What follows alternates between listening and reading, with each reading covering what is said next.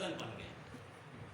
یعنی پہلے پیٹ سے جو بچہ پیدا ہوا اور جوڑا پیدا ہوا، پھر دوسرے پیٹ کے اندر دوسرا جوڑا پیدا ہوا، وہ آپس میں کزن بن گئے، پھر ان کی آپس میں اس طرح شادیاں ہوتی تھیں۔ یہ اللہ نے اس وقت شریعت کے اندر یہ قانون بنایا تھا۔ تو دوسرا اثر یہ بتانا مقصود ہے کہ ہم جب شادی کریں نکاح، تو دلہا نیت کیا کرے، نکاح کی نیت کیا ہوتی ہے، شادی کی نیت کیا ہوتی ہے، ہر کام کی کوئی نہ کوئی نیت ہوتی ہے، ہمارا مقصد ہوتا ہے۔ تو آخر اسلام نے ہمیں جو نکاح کا شادی کا حکم دیا ہے، قرآن مجید میں بھی حکم آیا، حدیث پاک میں بھی، شادی کی نیت کیا ہے، نکاح کی نیت کیا ہے۔ شادی اور نکاح کی نیت بندہ یہ کرے، دلہا کو چاہیے کہ یہ نیت کرے، اللہ میں شادی اس نیت سے کر رہا ہوں کہ میں تاکہ گناہوں سے محفوظ ہو جاؤں اور میں سنت پر عمل پیرا ہو جاؤں۔ اور آپ صلی اللہ علیہ وسلم نے فرمایا ہے کہ جب انسان شادی کر لیتا ہے، شادی کرنے کے بعد اس کا آدھا دین محفوظ ہو جائے گا۔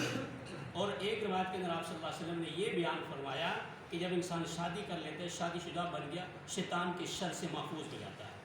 اس کی آنکھوں میں حیا پیدا ہو جاتی ہے۔ اور جب انسان باہر چل پھر رہا ہوتا ہے، باقاعدہ حدیث پاک میں ترغیب آئی ہے کہ جب اگر تم باہر چل رہے ہو، کوئی تمہیں چیز پسند آ جاتی ہے، عورت پسند آ گئی، آپ صلی اللہ علیہ وسلم نے فرمایا اپنی خواہشات کا اظہار گھر آ کے کرو، جو چیز بازار میں جو عورت نظر ہے، جو کچھ اس کے پاس ہے وہ تمہارے گھر کے اندر بھی موجود ہے، اپنی خواہشات کا خیال کرو کہ جذبات کو پورا کرو کہ اس پر تمہیں اجر ملے اور عبادت کا ذریعہ ہے یہ۔ اور آپ صلی اللہ علیہ وسلم نے فرمایا کہ پوری دنیا، خیر الدنیا متاع، الدنیا متاع، یہ ساری دنیا سامان ہے، متاع ہے، اس میں سے بہترین سامان، بہترین متاع کون سا ہے؟ آپ صلی اللہ علیہ وسلم، المرأۃ الصالحہ، نیک عورت، یہ بہترین عورت ہے، یہ نیک عورت ہے، یہ تمہارے بہترین سامان ہے۔ حضرت ابو ہریرہ رضی اللہ عنہ سے روایت آتی ہے کہ آپ صلی اللہ علیہ وسلم نے فرمایا کہ آدمی جب شادی کرتا ہے نا، 4 چیزوں کی وجہ سے کرتا ہے۔ جس سے شادی کرنا ہوتا ہے، یا تو وہ مالداری کی وجہ سے شادی کرتا ہے، یا دیکھتا ہے کہ حسب نسب والی ہے، یا تو اس کی وجہ سے شادی کی جاتی ہے کہ اچھے خاندان کی ہے، اور تیسری کس وجہ سے شادی کی جاتی ہے کہ وہ حسین و جمیل ہے، حسین و جمیل ہونے کی وجہ سے شادی کی جاتی ہے، اور چوتھی چیز آپ صلی اللہ علیہ وسلم یا دینداری کی وجہ سے شادی کی جاتی ہے۔ تو آپ صلی اللہ علیہ وسلم حضرت ابو ہریرہ کو یہ بیان کر رہے ہیں، اور حضرت ابو ہریرہ کو فرمایا کہ میرے صحابی، آپ نے دینداری کو دیکھنا ہے، مال کو نہیں دیکھنا، اچھا خاندان نہیں دیکھنا،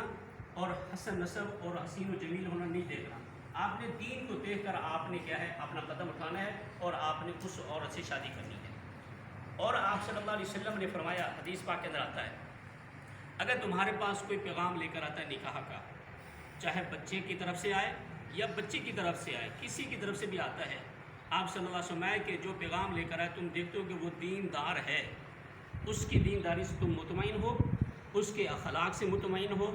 اور اس کے کردار سے مطمئن ہو، پھر آپ صلی اللہ علیہ وسلم کہ جو نکاح کا پیغام لے کر آئے اس کو تم قبول کر لو اور اس سے شادی کر لو۔ اگر تم پیغام کو قبول نہیں کرو گے، دینداری کو نہیں دیکھ رہے، آپ اس کے اخلاق سے کو نہیں دیکھ رہا، لیکن مطمئن بھی ہو، لیکن پھر بھی قبول نہیں کر رہے، تو آپ میں اگر تم انکار کر دو گے پھر فتنہ فساد برپا ہو جائے گا۔ اور حضرت امی عائشہ صدیقہ رضی اللہ عنہ فرماتی ہیں کہ آپ صلی اللہ علیہ وسلم نے فرمایا کہ نکاح برکت والا کون سا ہوتا ہے؟ آپ صلی اللہ علیہ وسلم کہ وہ نکاح بڑا برکت والا ہوتا ہے، ان اعظم النکاح برکۃ ایسرہ مؤونہ، کہ جس نکاح کے اندر اخراجات کم ہو، شریعت کے مطابق سادگی کے ساتھ ہو، وہ نکاح بڑا برکت والا ہوگا اور وہ آسان بھی ہوگا۔ اور آپ صلی اللہ علیہ وسلم یہ فرمایا کہ نکاح کو عام کرو، اور مسجدوں کے اندر یہ عمل کرنا سنت ہے۔ یہ اب الحمدللہ آپ لوگوں یہاں آئے ہو مسجد کے اندر، نکاح ابھی خطبہ پڑھ جائے گا، نکاح کی تقریب ہوگی، آپ سب دیکھ رہے ہیں الحمدللہ، یہ عصر کی نماز پڑھ کے آئے اکثر،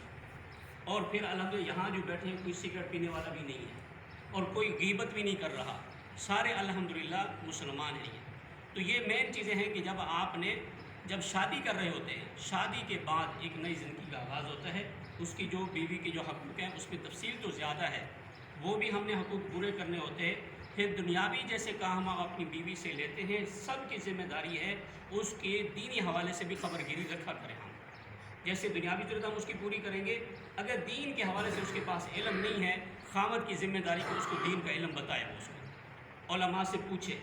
کیونکہ باہر سے اگر کسی نے نہیں بتانا، وہ آپ نہیں بتانا ہے، آپ کے پاس علم ہے بتاتے چلے جائیں، نہیں ہے تو علماء سے پوچھ کر بتائیں۔ اور بہت سارے احباب یہاں پر تو میرے پاس اکثر جملہ پڑھتے رہتے ہیں، لیکن جو نئے ساتھی میں ان کے لیے بتانا چاہتا ہوں، شادی کے اندر جو ہے 2 فرض ہوتے ہیں، 1 واجب ہوتا ہے، 3 سنتے ہیں۔ تفصیل تو زیادہ مختصر سے بتا رہا ہوں میں۔ اب 2 فرض، ایک ہے ایجاب و قبول، شادی کا ایک فرض ہے ایجاب و قبول، دوسرا فرض ہے 2 گواہوں کا ہونا، یہ 2 فرض ہیں، اور ایک ہے واجب حق مہر، یہ لڑکے والوں کی طرف سے دلہا کے اوپر یہ لازمی ہوتا ہے کہ اپنی بیوی کا حق مہر ادا کرے۔ زندگی کے اندر اس نے ادا کر دیا، فابیہ اچھی بات ہے۔ اگر وہ زندگی کے اندر ادا نہیں کر سکا، وہ فوت ہو گیا، اس کی بیوی زندہ ہے، یہ اس بیوی کا اس مرنے والے کے اوپر قرضہ ہو گئی۔ جس طرح اور قرضے دینے ہوں گے تو پہلے اس کی میراث تو اس کو حصہ ملے گا صحیح، لیکن یہ پہلے اس کا حق مہر اس کو دینا ضروری ہو گئی ہے۔ تو کوشش کریں زندگی کے اندر ہم ادا کر کے جائیں۔ اور تیسری 3 سنتے ہیں، 3 سنتے، ایک ہے خطبہ نکاح، ابھی جو آپ کے سامنے ہم پڑھیں گے، اور دوسری بات ہے آپ صلی اللہ علیہ وسلم خوشی کے موقع پر نکاح ہوا، شادی ہوئے، چھوارے تقسیم کرنا، یہ سنت ہے۔ پھر اس کے بعد تیسری سنت اپنی طاقت کے مطابق ولیمہ کرنا، یہ بھی ہمارے پیغمبر کی سنت ہے۔ یہ جب یہ 6 چیزیں پوری ہوں گی، 2 فرض، 1 واجب اور 3 سنتے، ہماری شادی ہو گئی۔ اس کے علاوہ باقی ہم جو کچھ بھی کرتے ہیں وہ ہمارے آپس میں بنائی ہوئی باتیں ہیں یہ، تو ہم کوشش کریں نکاح کو سادہ کریں اور عام کریں۔ جب ہم نکاح کو آسان بنائیں گے، سادہ کریں گے، زنا مہنگا ہو جائے گا اور نکاح سستا ہو جائے گا۔ لیکن آج کل ہمارا معاملہ کچھ اور برعکس ہو چکا ہے کہ اب شادی ہماری بہت مہنگی ہو چکی ہے، باقی گناہ سستے ہو چکے ہیں۔ اللہ سے دعا ہے اللہ مجھے بھی اور آپ کو بھی اور ہمارے نئے دلہا کو بھی اس پر عمل کرنے کی توفیق عطا فرمائے۔ تو ابھی آپ حضرات کے سامنے جو ہے وہ خطبہ نکاح میں پڑھوں گا ابھی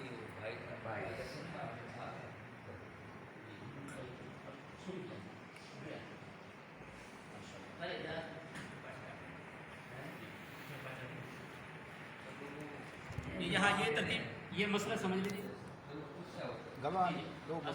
ضروری بات یہ بھی ہے مسئلہ کہ اس لڑکی کی طرف سے رضامندی ہونا یہ ضروری ہے۔ اب وہ فارم کے اوپر سائن کر دے یا فارم کے اوپر دستخط کر دے، یہ رضامندی کی علامت ہے۔ یہ بھی فارم پایا پھر ایک جا کے آدمی آپ سے پوچھا جو سرپرست ہے چاچا ہے